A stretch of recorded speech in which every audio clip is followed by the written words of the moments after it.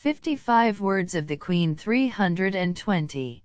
My daughter, the faithful souls and children of the Church, who know God, must make no distinction of time, place, or occasions in the practice of faith and the other virtues connected with it.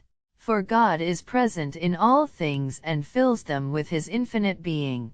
J 23:24, and in all places and circumstances faith will enable them to see and adore Him in spirit and in truth. John 4:22. Just as preservation follows upon creation, and as breathing follows upon life, and just as there is no intermission in the breathing, nourishment, and growth of man until the end is reached, so the rational creature, after having been regenerated by faith of grace, must never interrupt the course of the spiritual life, continually pursuing works of life by faith, hope and charity in all places and at all time. James 2:26. On account of their forgetfulness and carelessness, the children of men, and especially the members of the Church, possess the life of faith as if they had lost it, allowing it to die for want of charity.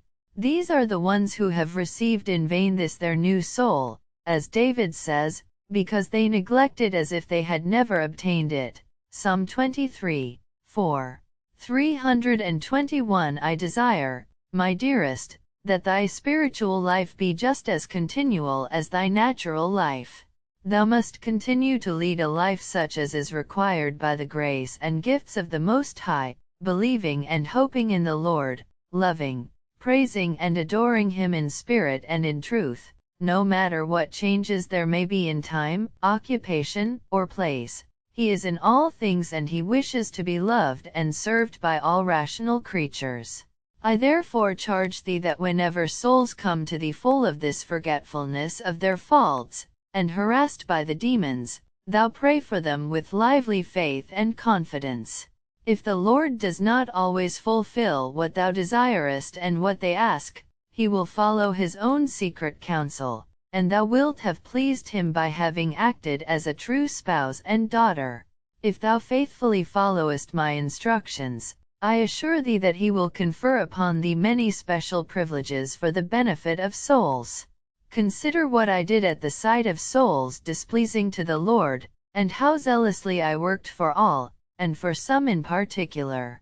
To imitate and oblige me, do thou likewise work and pray for those whose interior becomes known to thee through the Lord or through other means. Admonish them with prudence, humility, and resignation, for the Almighty does not desire thee to proceed noisily, nor that the results of thy labors be always manifest, but that they remain hidden. In this He conforms Himself to thy naturally retiring disposition and to thy desires, and He seeks what is most secure for thee. And, although thou must pray for all souls, yet thou must pray more earnestly for those whom the Divine will point out to thee.